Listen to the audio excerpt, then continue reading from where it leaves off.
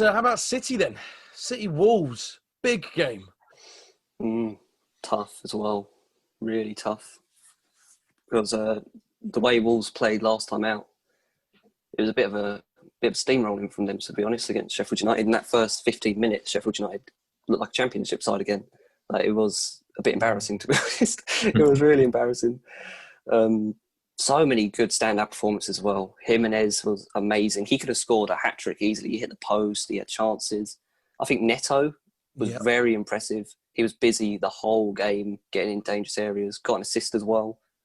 I know you like Podence. He done all right, got an assist. Again, a bit like Neto was playing a key role. And they just looked solid. To the end of the game, I wasn't as impressed defensively. They had been a bit under pressure and a bit sloppy, but I think that was just trying to hold on to the clean sheet, really. And the thing with Wolves, that I like Wolves a lot, but the mistake for me last season was there was little to no rotation, and they played so many games. I think I saw the stat where they played something like 50 odd games in their season last year. It was crazy. And when I thought the Podence and Neto thing, I was really keen to jump on the bandwagon. But when I look at the fact that it was at the expense of Traore and Jota, I'm now wondering, was that just a short term, or is he going to start rotating those positions a lot more regularly? It's because Jimenez can stay. I'm on the fence about Traore, though. I know it's a bit of a stick my neck out claim, but I think he's the one that now when people play against Wolves, they have his number because they target him and they're looking to shut him down because they know what he's going to do. So I think that's why you could see Neto and Podence come into this season, because everyone's so focused on Traore that they forget about the other two boys that can easily just be as damaging as Traore anyway, especially with pace. Like, Traore's fast, but Neto didn't look slow at all. Like, he was very, very fast as well. So I think he might be a bit of a distraction for teams. It's a good He created shout. a lot of chances as well. Like, for the short time he played, he only played 928 minutes over 29 games, but created 14 chances. So it's there for Jimenez anyway. That's not bad at all. So, and John, Traore, thoughts? Traore, I see. I've got a soft spot for him. I do like him. He's just a beast. Yeah, he is. But I think that's why I don't think he's going to have as much success this season, because people know what to expect from him now. The fact the guy has to oil himself up to not be stopped kind of tells you that they're already we're not being joking. targeted. He literally played with always his arms up. Yeah, it is a literal fact. But then are there people that can actually handle him because he's that big? There is direct. Yeah, and they did play against Sheffield United, who are a very physical team themselves. So, like, but to be fair, I can't remember who it was. I think it was Ender Stevens got completely made a mug out of against Traore at one point, which was quite funny. But I just think against the big teams, especially like City, like, Pep's no idiot. He's well aware of what Traore can do. So I would be a little bit concerned for him. But he'll probably score a hat-trick. I was going to say, I quite fancy Traore against City. I think he's that directness that John's talking about. But it's whether he even starts, to be fair. But if he does, I can see him. Because City likes to push their fullbacks on big start. And what I like about that narrow 4-3-3 is that although there is a three up top, they play very close to Jimenez. So that back two is almost always outnumbered by the three pressing them. So I do think there could be some joy from there, I have to say. But one of us has to be right, one of us has to be wrong. We'll find out, won't we?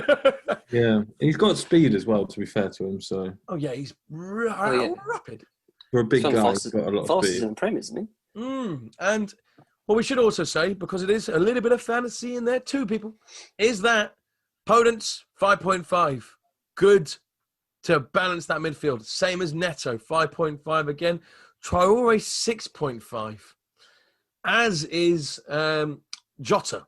So if they're not going to play, then 5.5 for one of those two, as in Neto or Podence, is really good value in our eyes. So keep an eye on it. Jimenez at 8.5. I think he's going to have a dream season. Look at all the service he's going to be getting. Yeah, considering that's, 2 million cheaper than Kane? Yes.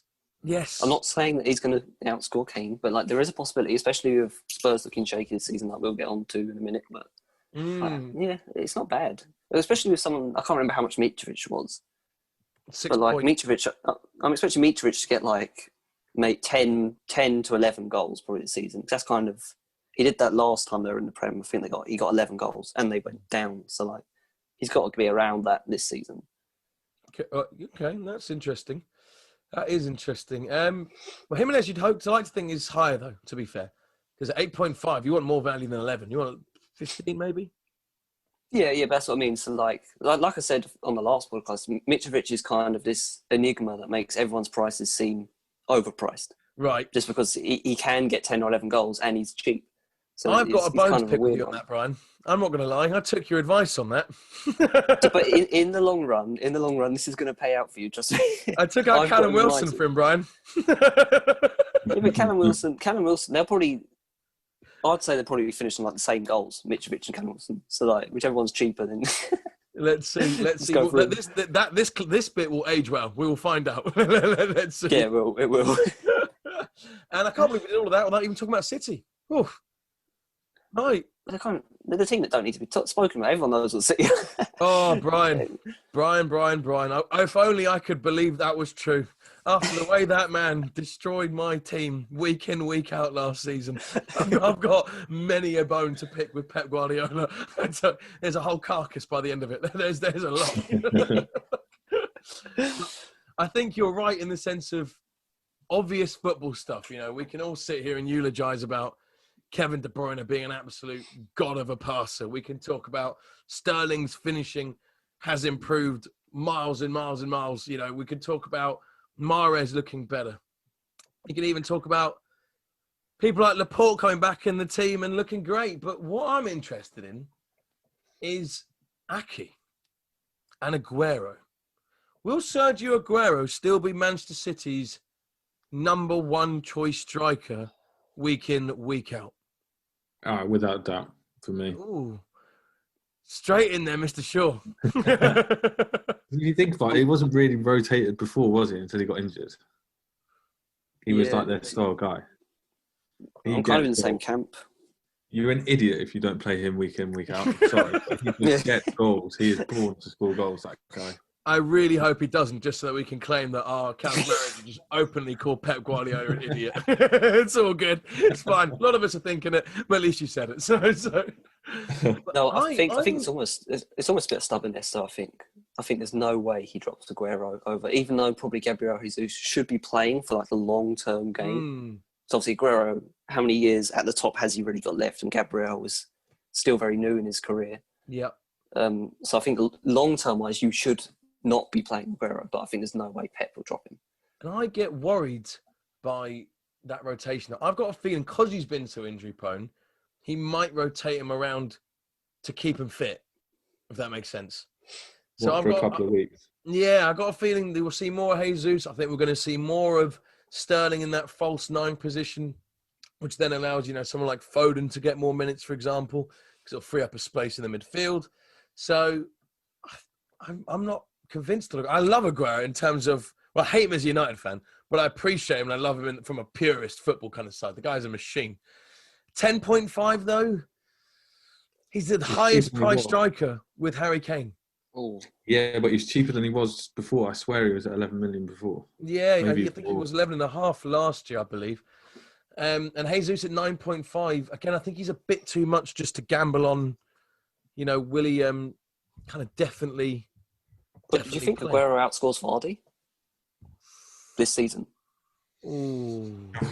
Ooh, yeah, that's a thought, isn't it? I'm going to say no.